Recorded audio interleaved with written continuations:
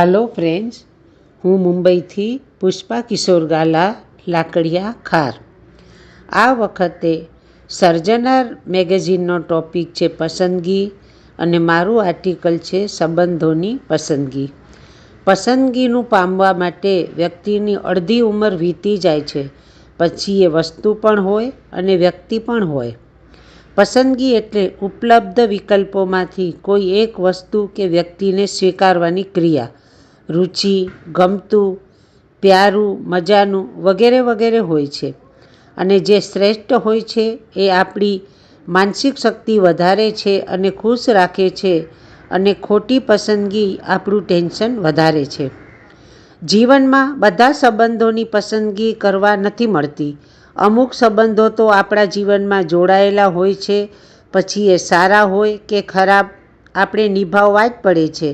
અને અમુક સંબંધો આપણે પસંદ કરી શકીએ છીએ અને એ ન ફાવે તો આપણે છોડી પણ શકીએ છીએ. અમુક સંબંધો રૂપાળા તૂંસળા જેવા હોય, જે દેખાતા સારા પણ કડવા ઝેર જેવા હોય, અને અમુક સંબંધો વેઢારલ કલિંગર જેવા હોય, એનું શાક બનાવી શકીએ એવી રીતે એ સંબંધો આપણને મદદરૂપ થાય છે. ઘણી વખત જીવનમાં પસંદગી કરવા માટે બે વિકલ્પો હોય અને બે વિકલ્પોમાં એક પસંદગી હોય ત્યારે બંને પરિણામ માટે તૈયાર રહેવું પડે.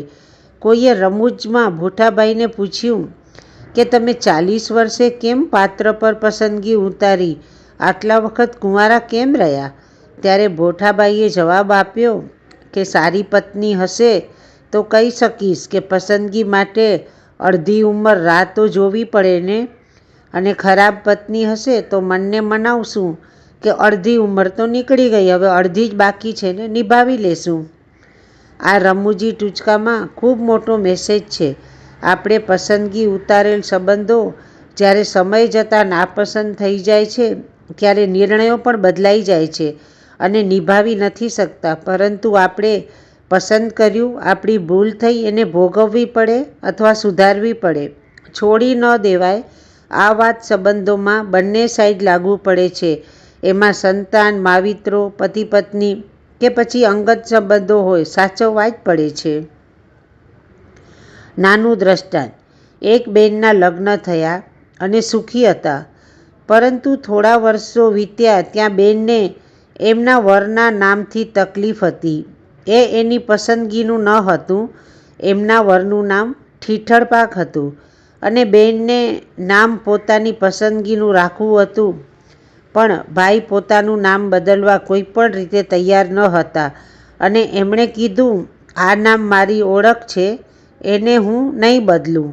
હવે પત્ની જીદ પર આવી અને ઘર છોડીને જાય છે. રસ્તામાં ભિખારી મળે છે, એને પૂછે છે, ભાઈ તારું નામ શું છે? ભિખારીએ કીધું, ધનપાલ. ત્યારે બાઈ વિચારે છે, ધનપાલ નામ છે અને ભીખ માંગે છે.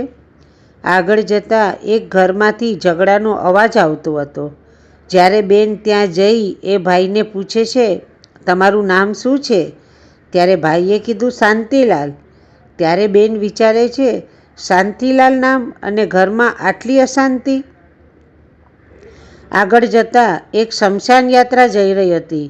ત્યારે બેને કોઈને પૂછ્યું, આ ભાઈ ગુજરી ગયા, એમનું નામ શું હતું? ત્યારે જવાબ મળ્યો, અમર. બેન પાછું વિચારે છે, નામ અમર અને નિધન થયું. પાછી આગળ જતાં એક કામવાળી બાઈ મળે છે. તો બેન એને પૂછે છે, તારું નામ શું છે? ત્યારે કામવાળી બોલી, લક્ષ્મીબાઈ. બેન પાછું વિચારે છે, નામ લક્ષ્મી અને નોકરાણી બની ઘરકામ કરે. હવે બેન વિચારે છે, મારે તો એક પસંદગીનું ખાલી નામ નથી, બાકી મારા જીવનમાં લીલા લેર છે. અને ઘરે પાછી આવી અને એના વરને બધી વાત કરે છે અને માફી માંગે છે અને કહે છે, હવે મને તમારું નામ પણ પસંદ આવવા લાગ્યું છે. સારાંશ: પસંદગીના સંબંધોમાં ક્યારેક કંઈક ઓછું લાગે તો બહારની દુનિયા જોઈ લેજો કે આપણી પાસે કેટલું બધું છે જે ઘણા પાસે નથી. આપણે નાના હતા ત્યારે સ્કૂલમાંથી કહે કે કાલે લેસનમાં તમારે તમારી પસંદગીનું નિબંધ લખવાનું છે, તો આપણે હોંશે હોંશે એ નિબંધ લખી અને લઈ જતા. એ લેસનનું ક્યારેય કંટાળો ન આવતો, કારણ કે આપણી પસંદગીનું હતું. એવી જ રીતે આપણને પણ ક્યારેક રસોઈ બનાવતા કંટાળો આવે, પરંતુ આપણું કોઈ પસંદગીનું વ્યક્તિ હોય અને એના માટે એની પસંદગીની ડીશ બનાવવાની હોય તો આપણે હોંશે હોંશે બનાવશું. અને રેડિયા પર પસંદગીનું ગીત વાગે અથવા પસંદગીના વ્યક્તિનો મેસેજ આવે તો પણ આપણા રોમે રોમ પુલકિત થઈ જાય છે. આપણા સંબંધોમાં માતા પિતા કે ભાઈ બહેન એ આપણને પસંદ કરવા નથી મળતા, એ સંબંધો સ્વીકારવાના હોય છે. બાકીના સંબંધોમાં ફ્રેન્ડ્સ, પાર્ટનર, સંતાનો કે સંબંધીઓ તમે પસંદગીના બનાવી શકો છો. એમાં પણ અમુક સંબંધોમાં થોડી ક્યારેક બાંધછોડ કરવી પડતી હોય છે. આ બધા સંબંધો સિગ્નલની 3 લાઇટ જેવા હોય છે: red, yellow, green. Red light જેવા સંબંધો આપણી જિંદગીમાં રૂકાવટ કરી આપણને આગળ વધવા દેતા નથી.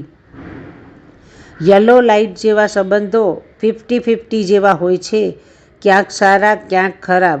અને ગ્રીન લાઇટ જેવા સંબંધો ખૂબ જ સપોર્ટિવ અને આનંદ આપનાર અને આપણને આગળ પ્રગતિના પંથે લઈ જાય છે અને ખુશીઓ અપાવે છે. પસંદગીની વસ્તુ કરતાં પસંદગીના વ્યક્તિને વધારે મહત્ત્વ આપવું. ઘણી વખત જીવનમાં એવા સંજોગો આવે કે આપણને વસ્તુ અને વ્યક્તિ બંને પસંદ હોય, પરંતુ એક જ મળવાની છે. તો પહેલાં વ્યક્તિને પસંદ કરવું, કારણ કે પસંદગીનું વ્યક્તિ સાથે હશે તો વસ્તુ જીવનમાં મળી રહેશે, પરંતુ વસ્તુ માટે વ્યક્તિને ગુમાવી દેશું તો એની જગ્યા ક્યારેય નહીં પૂરાય. આજે આપણે જોઈએ છીએ ભાઈઓના ભાગ થતાં પ્રોપર્ટીમાં ગમતી વસ્તુ ન મળે તો અબોલા થઈ જાય, અને સંતાનો પણ મા બાપને છોડી દે, પત્ની પણ પતિને છોડી દે, અને ફ્રેન્ડશિપોમાં પણ દરારો આવી જાય. માટે જ્યારે 2 વિકલ્પ આવે, વ્યક્તિ કે વસ્તુ, ત્યારે પસંદગીની વસ્તુ છોડી પસંદગીના વ્યક્તિને અપનાવી લેવું જોઈએ. ઘણી વખત પસંદગીનું વ્યક્તિ અને પસંદગીની વસ્તુ સમય જતાં નફરત થઈ જતી હોય છે અને જીવનભર ત્યાગી પણ દઈએ છીએ. એની પાછળ આપણું હૃદય જોડાયેલું હોય છે અને હૃદયને ઠેસ વાગે છે ત્યારે પસંદગી નફરતમાં ફેરવાઈ જાય છે. અંતમાં, પસંદગીનો સંબંધ દિલથી હોય તો જ આગળ વધે છે, બાકી આંખોની પસંદગી તો રોજ બદલાય છે. અસ્તુ.